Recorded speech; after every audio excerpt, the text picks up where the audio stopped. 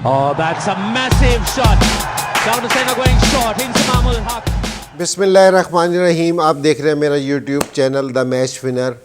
आज मेरा बात करने को दिल है कि मेरे साथ खेला हुआ एक ग्रेट प्लेयर है अनिल कुंबले। आज से 21 साल पहले आज ही की तारीख में उसने हमारे ख़िलाफ़ 10 आउट किए थे। तो मेरा दिल था कि जी मैं उसके मुतल्लिक बात करूं। इंडिया के पहले मैं इंडिया और न्यूजीलैंड के मैच के मुतल्लिक भी बात करते हैं, लेकिन मैंने कहा कि अनिल कुंबले को आज के दिन ज़रूर क्रेडिट देना चाहिए क्योंकि जिस तरह की उसने बॉलिंग की थी, जिस तरह का वो बॉलर था, ज़रूर हमें इस चीज़ पे बात करनी चाहिए कि किसी भी बॉलर के लिए एक इनिंग्स में 10 विकेटें लेना मेरे ख़्याल में बहुत कम है गेम ऑफ क्रिकेट की हिस्ट्री में कि जिन्होंने 10 आउट कर रखे हों।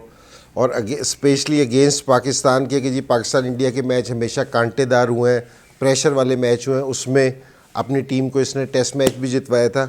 अच्छा, अनिल कुंबले की मैं आपको एक बात बताऊं कि सारों ने नोट की होगी ये वाली चीज़ कि दुनिया में सारे राइट आर्म लेग स्पिनर आए हैं ना, वो बड़ा स्पिन करते थे या उनके पास घुगली की कोई क्वालिटी होती थी।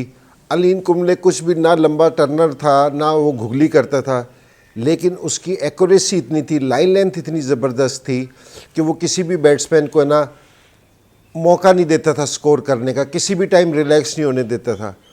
और मैं आपको सही बात बताऊं कि मुझे तो खेलने में खैर उसको बहुत मुश्किल होती थी, मुझे उसने आउट भी बहुत दफ़ा किया है। कहीं भी विकेट अगर थोड़ा सा भी ख़राब हो जाती थी क्योंकि जी थोड़ा सा अनइवन हो जाती थी, वहाँ ये 100 की रफ्तार करने वाले फास्ट बॉलरों से भी ज़्यादा डेंजरस बॉलर था अनिल कुंबले के, कि ये बैट्समैन को बिल्कुल भी टाइम नहीं देता था किसी भी चीज़ का। तो अनिल कुंबले को बहुत मुबारक हो इस चीज़ का कि 21 साल पहले आज से उसने ये आला कारनामा सर अंजाम दिया था। दूसरा मैच इंडिया और न्यूजीलैंड जो खेल रहे थे, न्यूजीलैंड ने बड़ा अच्छा मैच जीता अगेंस्ट इंडिया, बड़ी मजबूत टीम थी, उसके ख़िलाफ़ जीता मैच, तो बड़ी उनको क्रेडिट जाना चाहिए न्यूजीलैंड को। हालांकि उनका कप्तान नहीं खेल रहा था जो उनका सारों से मेन बैट्समैन है, फिर भी 347 चेज़ कर जाना बड़ी बात है। टेलर को बहुत उसने बड़े अच्छे स्कोर किए, दूसरे प्लेयर्स ने बड़े अच्छे स्कोर किए।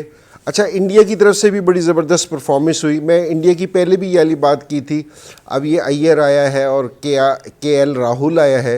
अच्छा, के एल राहुल को जिस नंबर पे खिलाओ, T20 में मैंने उसे ओपन खेलते हुए देखा, यहाँ मिडिल ऑर्डर में खेलते हुए देखा, हर जगह ये ऐसा लगता है कि ये उसी नंबर का प्लेयर है। तो इंडिया की जो स्ट्रेंथ है ना वो यही है कि जो दूसरे नए लड़के आए हैं ना, तो वो भी अपना रोल है ना बिल्कुल सही तरीके से निभा रहे हैं कि जी जिस तरह होना चाहिए, जिस तरह विराट है और शर्मा करते हैं।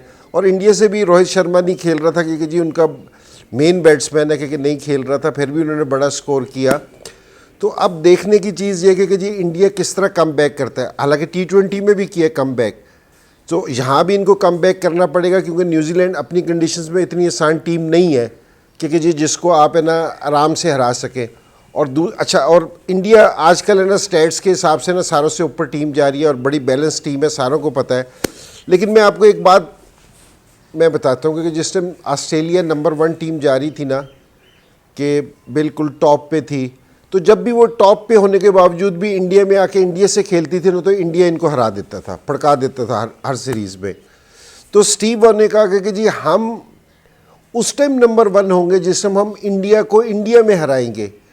तो उन्होंने फिर ये वाला प्लान किया कि जी हमारी 2 साल के बाद सीरीज़ है, उन्होंने अपने प्लेयर्स है ना इंडिया भेजने शुरू कर दिए कि जी उस कंडीशन से यूज़ टू हों, उधर जाके खेलें।